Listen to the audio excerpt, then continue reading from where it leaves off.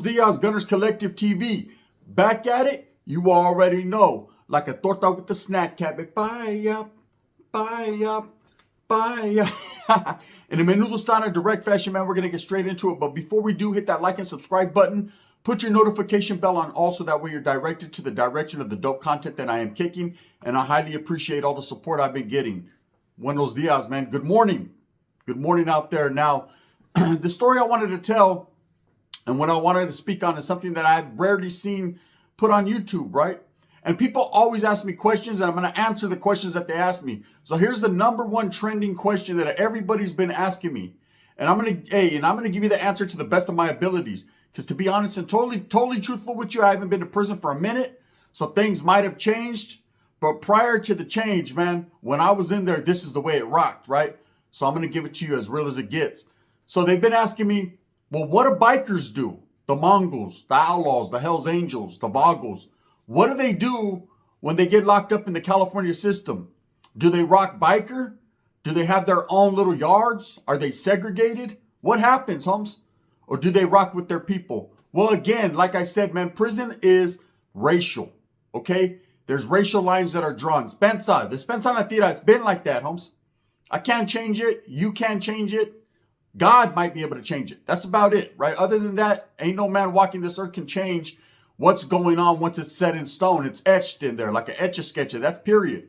So we all know that the California system is very racial. So where do the bikers fall? You know, because you have black biker clubs, you have Mexican biker clubs, you have white biker clubs, and then you have some of those clubs and outlaw biker clubs that have a little bit of everyone. You know, like the Hells Angels, they do have Mexicans. Also, the Mongols have the predominantly Mexican, but they do have whites. And I'm going to ask a question myself, but we're going to do that a little bit later in this story.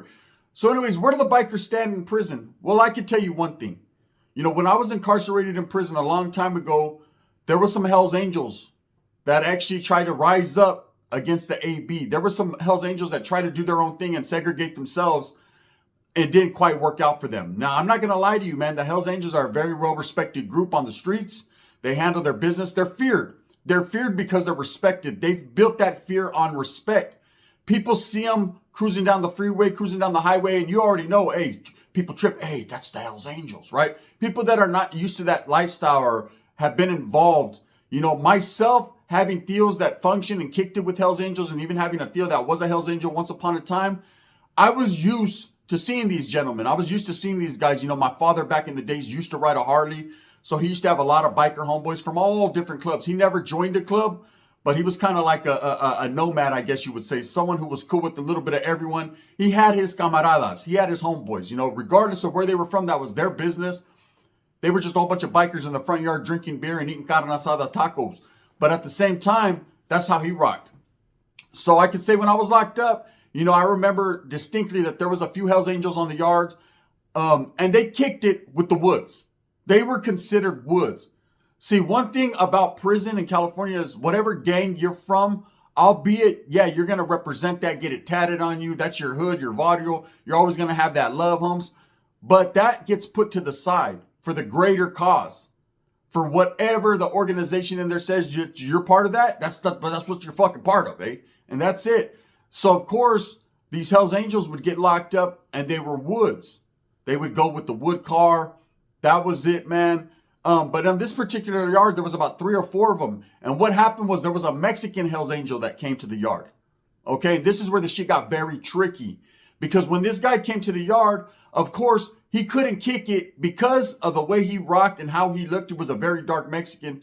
There was a lot of the Woods from Coco County, a lot of the northern California Woods, man, that really play that shit. Really play that shit. The Fresnecs, the Sacramaniacs. They weren't feeling that, man. They weren't feeling that. So they got at the Hells Angels and they basically told them, look, you know, your homie has to be fucking exonerated from whatever you got going on, homes. He can't kick it with he can't kick it with the woodpile, brother.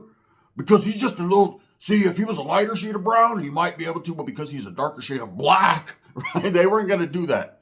Now, here's the question I wanted to ask. And you know, it's really none of my business, but it's a question. Just like everyone else asks me a question. Why do a lot of these 1%er biker gangs, you know, they don't allow blacks to join their ranks? You know, to me, that's very racial. To me, if you're cut from a cloth, Holmes, and you like to ride motorcycles and you're embraced by your brothers, then you should be allowed. But I've noticed a lot of these rules, when it comes to the biker community or these biker clubs, like the Outlaws and the Hells Angels and of course the Mongols, that where brothers can't join. Blacks are not allowed. Now, correct me if I'm wrong. I guess in some cases, blacks do have their biker clubs and everything. But why, man? That's as racial as it gets. To me, it doesn't matter. I mean, if you're Mexican, Holmes, and black, to me, you're the same damn thing pretty much. You're black and brown, Holmes. You've been through some of the same struggles. You're considered a minority by the masses. So I've always wondered why, it gets real racial when it comes to the brothers, man. And I've always questioned that. To me, I don't give a fuck if you're black or Mexican, Holmes. You've been through that struggle, so you know what it is. You can identify with the bullshit. You've been through the bullshit. You've been through all them shenanigans, so you know what it is. But it's always something that I've wondered, even in that show, Sons of Anarchy, if you remember distinctly, they weren't Jews, the one that turned Jotito, the one that Marilyn Manson boned. He wasn't allowed, he was all paranoid and started telling on everyone because he was black, because his dad was a black dude. And that was one of their rules where, oh no, you could be the Vato Tigger that's fucking the fucking transvestite, but you can't be a black dude. No. Right? So I've always wondered why that was the case. Anyway, so this Mexican Vato gets to the Yarda. He's a Hell's Angel.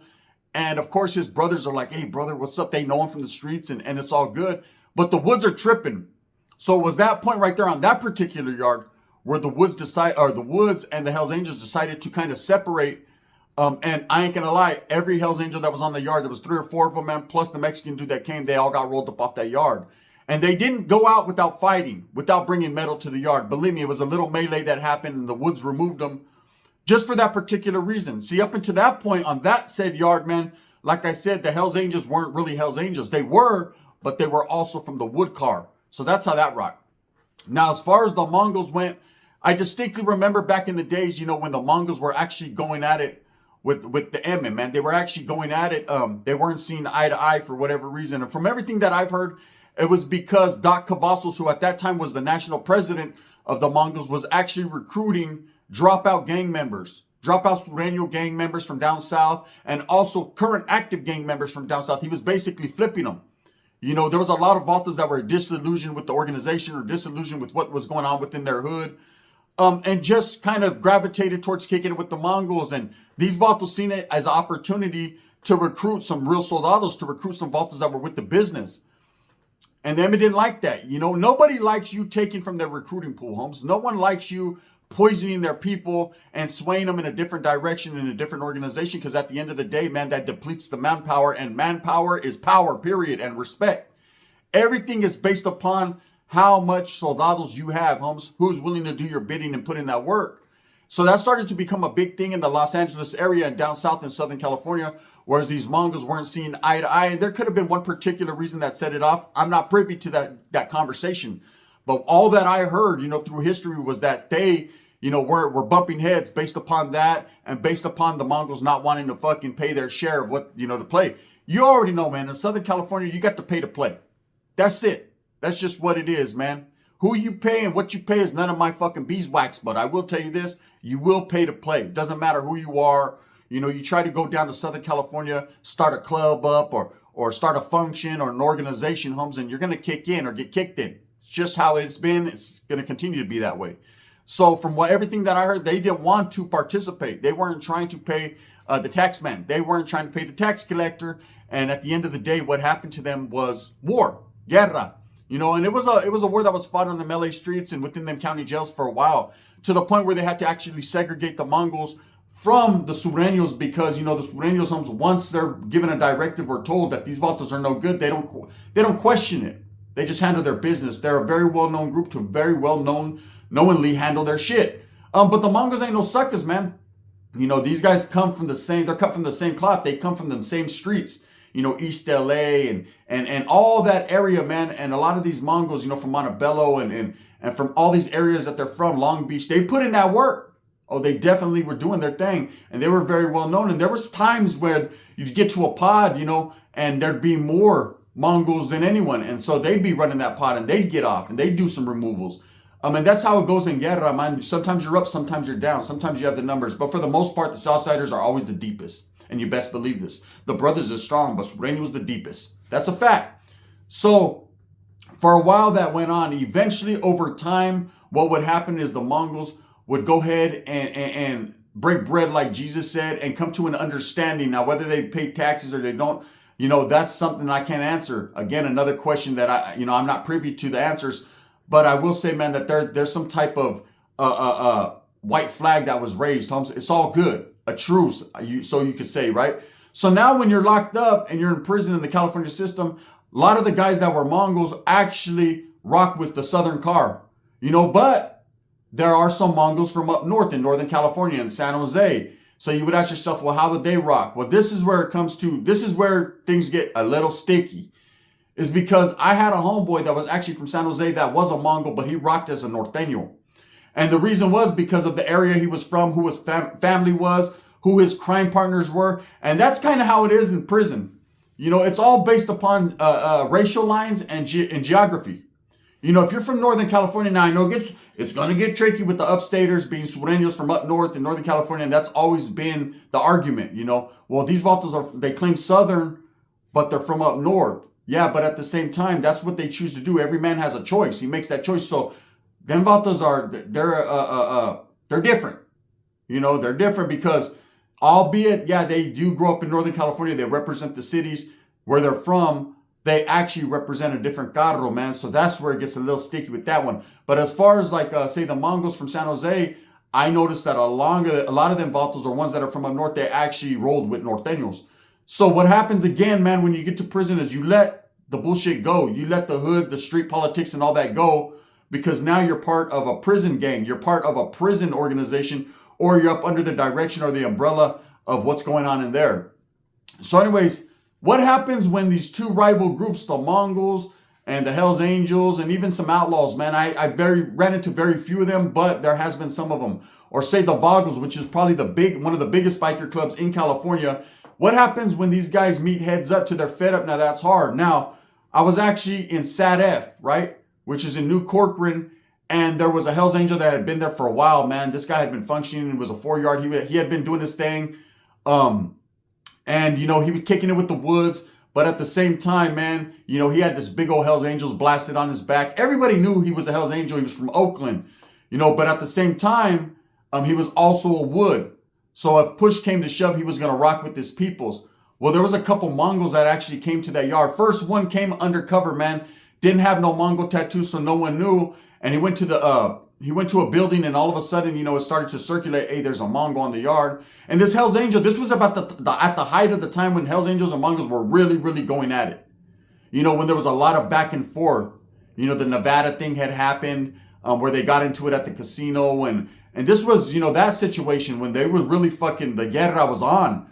So this Mongol comes, he's there for a while functioning, no one's really tripping off of him. He was kicking it with the Southsiders, and then another Mongol comes who's representing his flag. Holmes, he has Mongols on his head. He's all tatted back. There's no hiding it, right? And he ain't trying to. Not that the other one was trying to hide it. The other one was just, he already knew what time it was. He put up his arms and he got in the carro where he fit in. So anyways, this Vato comes on the yard and pulls his brother. Come here, brother. Brother, we're Mongol nation, right?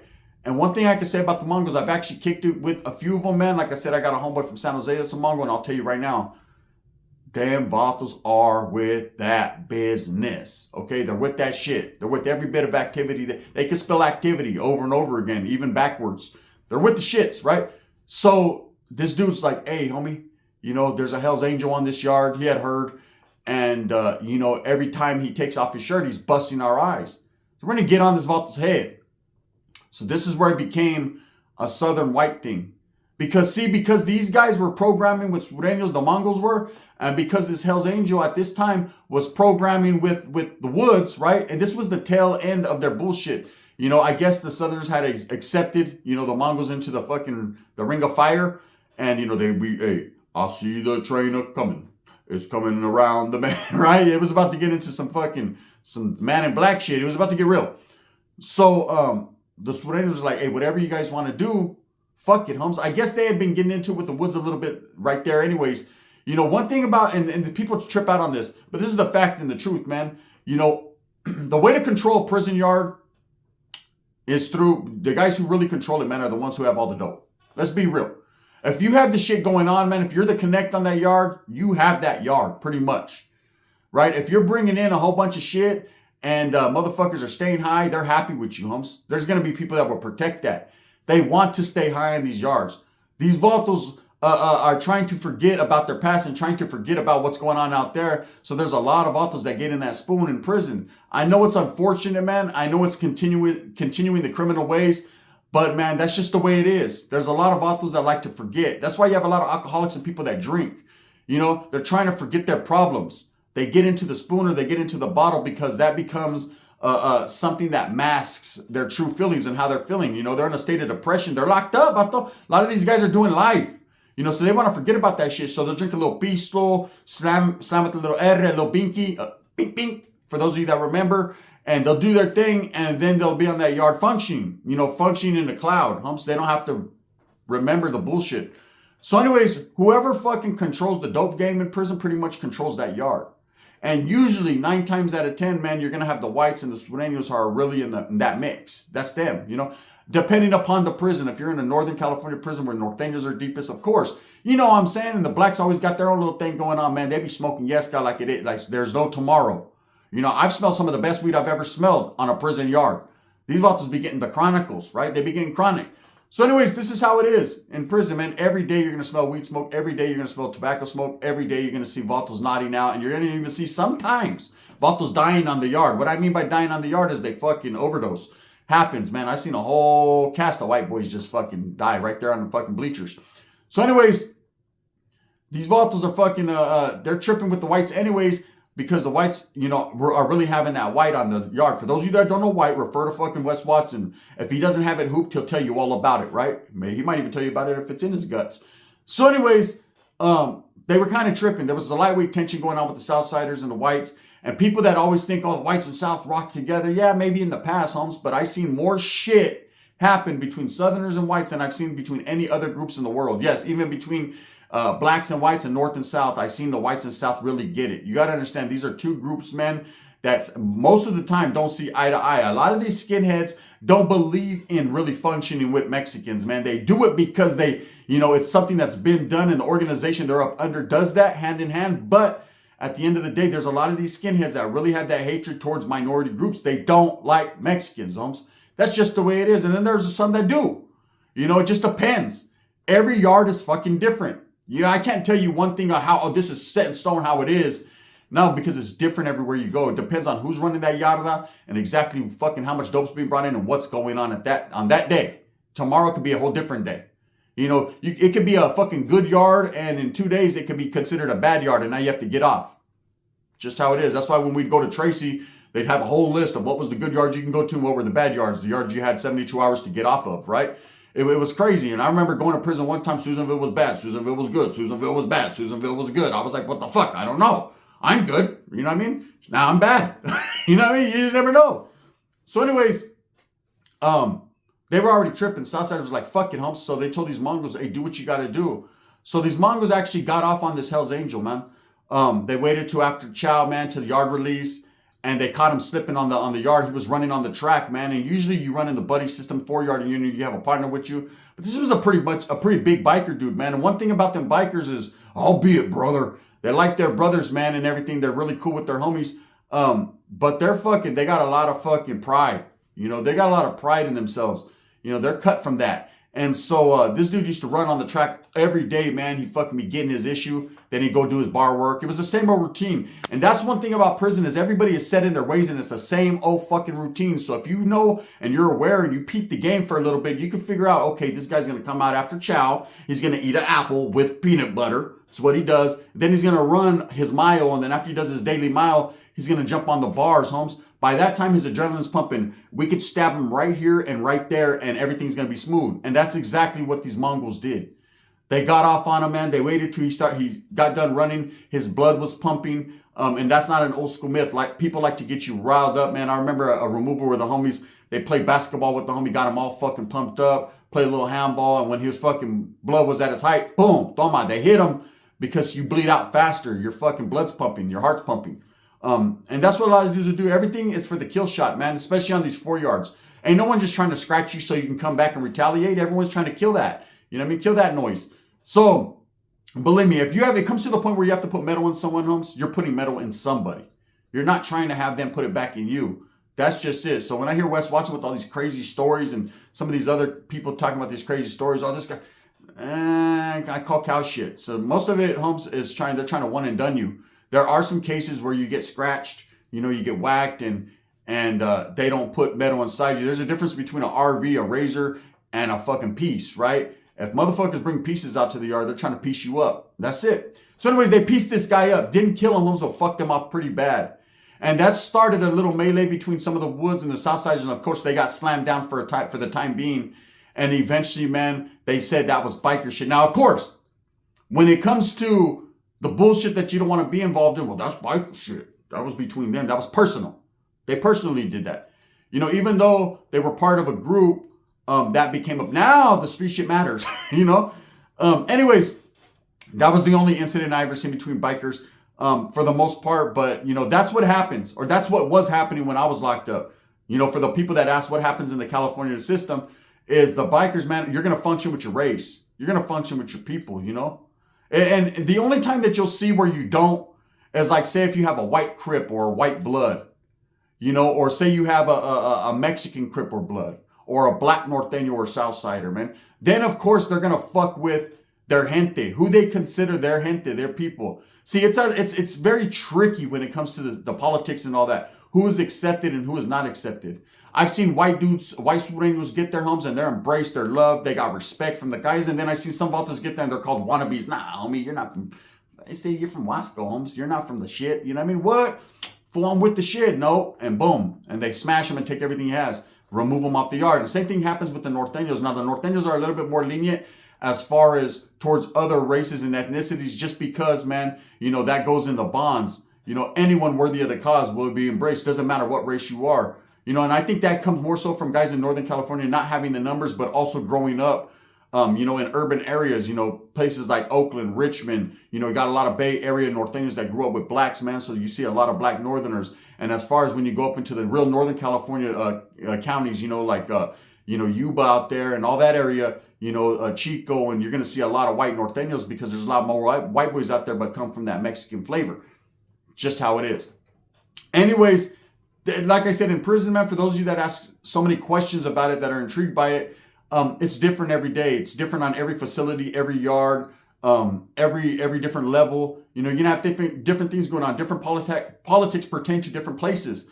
And it just depends on what you do. But anyways, as far as the bikers, what happens with them, like I said, man, they're always going to be bikers. They're always going to represent that flag, but they are going to kick it with their own people. Now it can get tricky if, say, a Mexican Hells Angel from up north in Northern California goes to the yard that kicked it with Norteños on the streets and the homies know. See, there are personal things that happen. Case in point is this, man. I had a homeboy, right? That fucking was a Hells Angel, or he is a Hells Angel from my hood. He's from my neighborhood. Was from my neighborhood. We grew up together. And grew up, Holmes, jumped on a motorcycle and fucking, I don't know, he bad to the bone. The Vato thought he was a biker and actually became one. Now that's a thing where if we're on the yard together, he's my homeboy from my barrio. Was a Norteño, Holmes. Didn't ever drop out, never rolled it up, never none of that. Just gravitated into being a biker. Does that take precedent over what he was? I don't know. But in my mind, Holmes, if I see him getting jumped on by whoever, I'm gonna fucking back his play because it's my boy. Now if he's all bad, Holmes, and so be it. Then get your ass jumped on. But you can see where that gets tricky. Anyways, with that being said, I hope that answered the question to the best of my ability, man. I don't know, sometime, but like I said, that everyone's been at odds and been at war. One thing I can tell you is because of the war between the Hells Angels and especially the the fucking Mongols, they trip on each other. They feel some type of way. Have I ever seen them on a yard functioning together, kicking it? I have not personally, so I couldn't answer that question. Another group that I did see that got pretty deep, man, was the Vagos. And again, man, but the trippy thing on the Vagos is the Vagos that were Mexicanos kicked it with the Southsiders, and the Vagos that were whites kicked it with the Woods. Oh, that was a tricky situation when they got into it, huh? Never seen it happen, but that's just how that was. Anyways, with that being said, I hope that you move with a purpose. I hope you're having a beautiful and a great Christmas day, man. I'm Mexican, so we do our shit on Christmas Eve. So I did my shit last night, got on that road, got back home, man. It's all good in the hood, man. I hope you're enjoying your Christmas with your familia. I hope you enjoy them Raiders today when we smash on Kansas City. And I hope, man, that you have you build great memories with your children, man. That's what it's all about. So anyways, I'm going to throw this one out there. I got something coming later on, a little banger. 2-banger day. You already know what it is. Make sure you tap into the collective clips, as I will be dropping some heat there too. And I highly appreciate all the support I've been getting, man. You don't even know, man. It's a godsend the way that the people continue to rock with your boy. I appreciate it, man. I try to answer the questions you ask to the best of my capabilities. You know what it is. With that being said, I hope that you move smooth with a purpose. Get everything that you want coming. And remember, at the end of them days, there's going to be strife and struggle, homes, but it's the way you strive and struggle is really going to be the definition of a man's character. Thumbs up and thumbs down. Heavy is going to be the head that wears the crown. Raiders. I'm going to continue to do what I does and does what I do, man. There simply can't be no other. No one can mimic you or replace you, Holmes. You just got to be the person you are and understand that, Holmes. Grasp that, run with that, strike that, reverse it. Is it worth it? Bang, bang, the gun.